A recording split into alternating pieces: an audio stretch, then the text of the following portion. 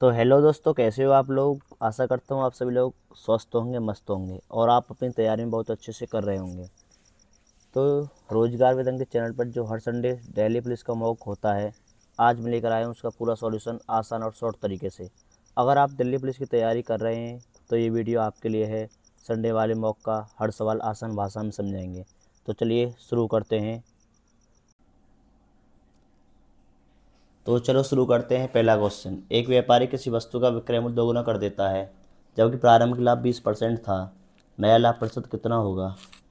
प्रारंभिक लाभ कितना दिया है, 20%। 20% की वैल्यू कितनी होती है, 1/5, यानी कि 5 से चीज़ 6। अब ये बोल रहा है एक व्यापारी किसी वस्तु का विक्रय मूल्य दोगुना कर देता है। विक्रय मूल्य कितना था, 6। 6 का दोगुना 12। 5 की चीज़ 12 में बिकेगी, लाभ कितने का, 7 का। लाभ होता कितने पर है, क्रय मूल्य पर। 5 मल्टीप्लाई 100। 5 को 100 कितने time, 20 time, is equal to 20 multiply 7 is equal to 140। 140% answer. तो दूसरे क्वेश्चन की तरफ बढ़ते हैं। दूसरा क्वेश्चन कह रहा है एक हेलीकॉप्टर 180 किलोमीटर प्रति घंटा की गति से 6 घंटे में जो दूरी तय करता है। सबसे पहले दूरी दूरी निकाल। दूरी बराबर होता है चाल गुणा समय। चाल दिए 180 किलोमीटर प्रति आवर, 6 घंटे में तय करता है, 6 आवर। 18 Sikki 108, 1080 kilometre. वही दूरी 3 सही कोठरी घंटे में तय करने के लिए उसकी गति कितनी होनी चाहिए। मतलब कि 1080 किलोमीटर को 3 सही 1/3 घंटे में, यानी कि 3 तिया 9, 3 सही 1/3, 3 10/3 आवर में 10/3। 3 चला जाएगा ऊपर, तो ये हो जाएगा, इसको यहाँ से हटाते हैं,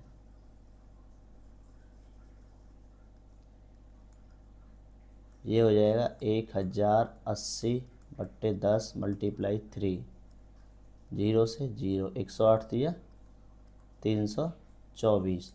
अब इसकी गति 324 किलोमीटर प्रति घंटा रहेगी, यही इसका आंसर है। क्वेश्चन 3, किसी गांव की कुल आबादी x है जिसमें 40% महिला हैं। निरक्षर महिलाओं की संख्या निरक्षर पुरुष अर्थात 4000 की आधी है। 4000 की आधा कितना हो गया, 2000। ये है निरक्षर। इसने बोला यदि साक्षर महिलाओं की संख्या 6000 है। साक्षर संख्या कितनी, महिला कितनी है, 6000, मिला के कितनी होगी, 8000। इसने बोला कितना है, 40%। 40% महिलाओं की वैल्यू आएगी 8000। तो 1% महिलाओं की वैल्यू 0 से 0, 4 से 2 बार 200। उसने पूछा किसी गांव की कुल आबादी x है। कुल के लिए multiply 100 is equal to 20,000 answer. Question 4, एक दुकानदार बच्चों के कपड़ों पर 20% सीधी छूट देता है और फिर भी 30% लाभ कमाता है। अंकित मूल्य क्रय मूल्य से कितने प्रतिशत अधिक था। तो इसके लिए एक रेशो होता है CP और MP का। CP होता है 100 - D और MP होता है 100 + P, यानी कि प्रॉफिट डिमांड डिस्काउंट। 20% सीधी छूट हो गए 80, 30% लाभ 100 + 30 130, 50 का लाभ 80 पर, तो 100 पर कितना, 20×5 100, 20×4 80। ये आ गया 250/4, यानी कि 62.5 आंसर %। क्वेश्चन 5, किसी संख्या को 17 से भाग देने पर 6 शेष प्राप्त होता है। जब हमारी संख्या छोटी होती है और जिससे हम भाग देते हैं वो संख्या बड़ी होती है, तो जो हमारा शेष होता है हम उसी को संख्या मान लेते हैं। ऐसी संख्या हो गई हमारी 6। उसी संख्या के वर्ग, 6 का वर्ग 36 को 17 से भाग देने पर 17, 17 दूनी 34, 34 कम्प्लीटली कट जाएगा, बचेगा 2, तो 2 ही इसका आंसर होगा, शेषफल। क्वेश्चन नंबर 6, यदि अब तक आपको वीडियो अच्छी लगी और आप यहाँ तक वीडियो देख रहे हैं तो वीडियो को लाइक ज़रूर करना। ओके। एक किसी कार्य को 40 दिन में पूरा करने के लिए 20 श्रमिक लगाए गए हैं। सबसे पहले टोटल वर्क हो गया 40 दिन में 20 श्रमिक लगाए गए हैं, टोटल वर्क हो गया 800। 16 दिन बाद कुछ श्रमिक छोड़ गए, अगर वो छोड़ के जा रहे हैं तो 16 दिन कार्य किया है, और 16 दिन कार्य कितने दिन किया है, 20 ने, तो 16 दूनी 32, 320। अब शेष वर्क कितना बचा, 800 में से 320, 480। तो शेष श्रमिकों ने कार्य को 40 दिन में पूरा किया, यानी 16 दिन पहले कार्य हो गया। अब 30 दिन कार्य करेंगे, जो जितने बचे हैं 16 दिन बाद कितने श्रमिक छोड़ के गए, पहले श्रमिक कितने थे 20, छोड़े कितने गए x, और इन्होंने कार्य कितने दिनों में किया है, टोटल हुआ था 40 दिन टोटल, इसमें 16 दिन पहले हो चुका है, तो बच्चे कितने 30, तो यहाँ पर 30 दिन। अब हम इसको 480 बराबर 20 की मल्टीप्लाई 30 में 600 माइनस एक्स की मल्टीप्लाई 30 में 30x, अगर इसको सॉल्व करेंगे हम 30x इजिकल टू 600 यहीं रहेगा, 480 इधर आ जाएगा, तो बचेगा कितना इसका 120, 30 से 120 4 बार, x की वैल्यू 4। आया समझ। क्वेश्चन नंबर 7, एक वनपाल 84 नीम 126 बलूत एवं 168 बरगद के पेड़ों को समान संख्या वाली पंक्तियों में अलग अलग लगाना चाहता है, न्यूनतम पंक्तियों की संख्या ज्ञात कीजिए। तो इसका सिंपल सा इसके लिए बस एक ही फॉर्मूला होता है, उसका हम SCF निकाल दो, इसका 84, 126, 168, SCF निकालने के लिए डिफरेंस 42, 42। अब न्यूनतम पंक्तियों की संख्या के लिए 84/42 2 प्लस 126/42 3 प्लस 168/42 3, सॉरी 4 बार जाएगा, 4 बार,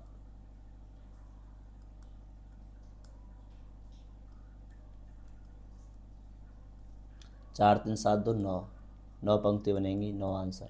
हमने यहाँ पर क्या किया, 84 126 168 जो दिए गए संख्या उनका लिया SCF निकालने के बाद जो भी SCF आता है सभी को डिवाइड कर दो SCF से, और जितने भी नंबर आते हैं उनको ऐड कर दो, यही हमारी न्यूनतम पंक्तियों की संख्या होती है। ओके। क्वेश्चन नंबर 8, PQR का औसत वजन 54 है, इनका योग निकालो पहले।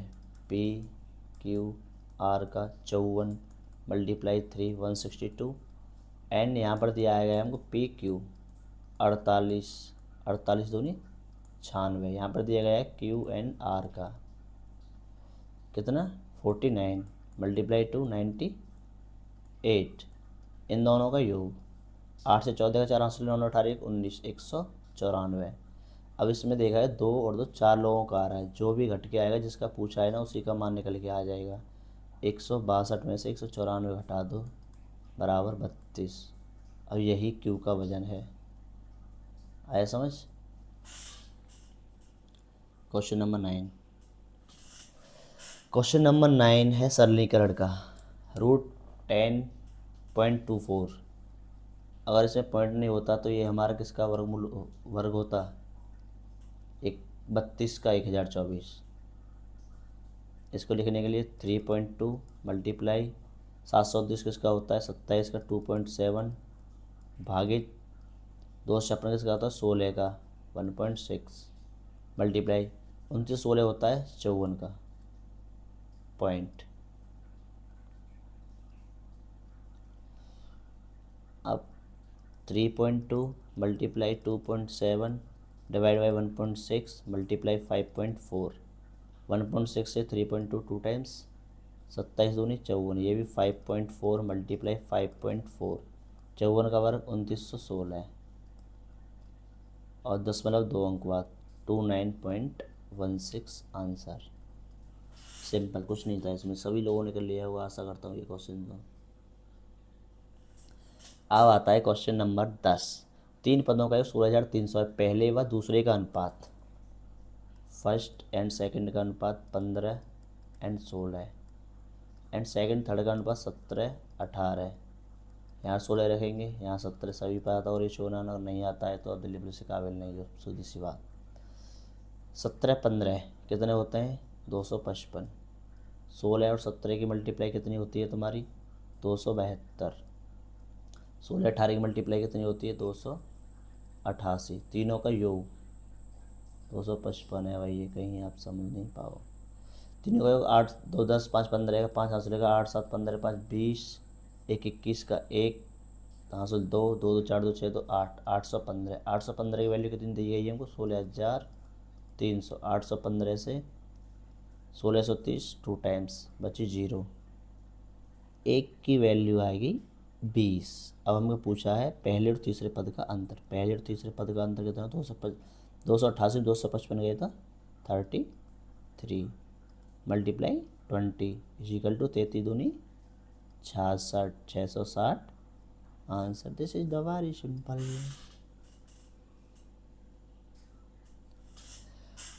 Question number 11। 7500 के ऋण को 8% चक्रवृद्धि ब्याज पर 3 बराबर वार्षिक किस्तों में चुकाने के लिए किस्त की राशि कितनी होगी? जब भी हमको चक्रवृद्धि ब्याज की किस्त का क्वेश्चन दिया जाता है तो जो भी हमको दर दी गई होती है उसको फ्रैक्शन रूप में बनाते हैं। तो 8% का मान होता है कितना, बता पाओगे आप लोग? 2525। 25 से राशि हो रही है 27 पहले वर्ष, और 2 वर्ष होता तो हम इसको बस इसका वर्क कर देते इसमें 3 बार। तो पहले करेंगे इसका वर्क 25 25 625। 27 का वर्क 729। 2 बार होता और 2 साल के लिए होता तो यहीं तक कर देते। इसमें है 3 बार के लिए, तो इसका करना पड़ेगा क्यू। 25 का क्यू 15,625 और 27 का क्यू आप लोगों को याद नहीं होगा तो 30 तक क्यू याद करने सभी को। तो 27 का क्यू होता है 19,683। इसमें दिया गया है बराबर वार्षिक किस्त। अब उनको बराबर वार्षिक किस्त करनी है, यही किस्त है। ये था हमारा मूलधन, ये है मिश्रधन। Multiply 27 multiply 729।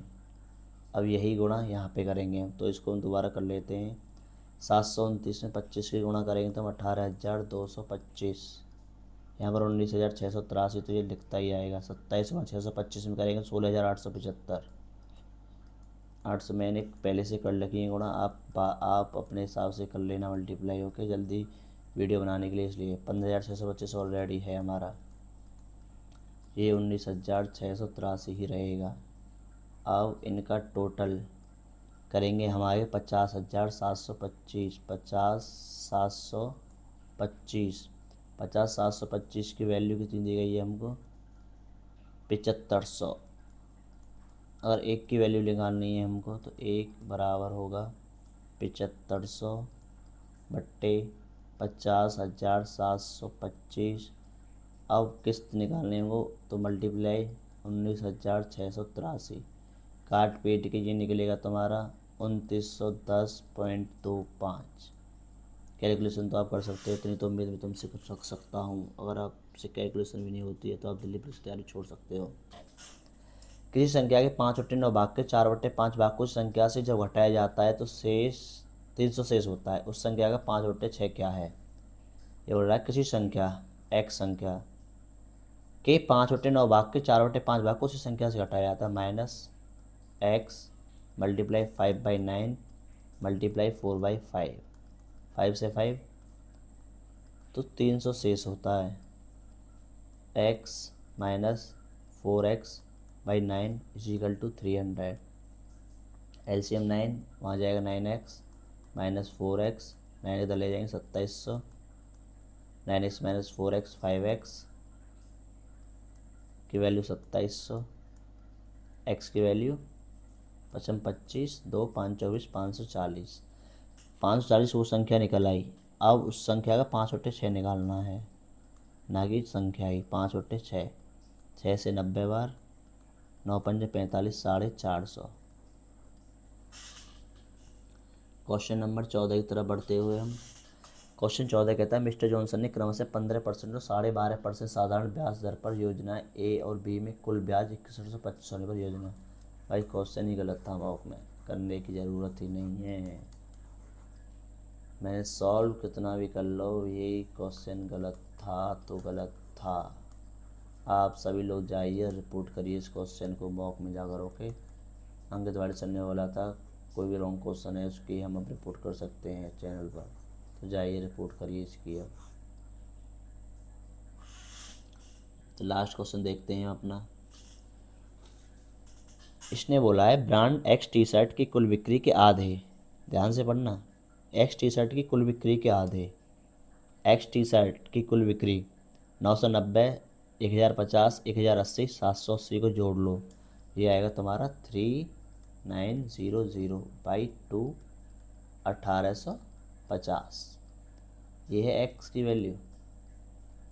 अब इसने बोला है जेड टी शर्ट की कुल बिक्री के बीच धनात्मक अंतर ज्ञात कीजिए। जेड की 740, 780, 860, 1100 जो ग्रीन में दी गई है, इसको जब जोड़ेंगे हम तो इसका आएगा 3500। कितना? 3500। सॉरी सॉरी सॉरी, यहाँ पे थोड़ी गड़बड़ हो गई। ये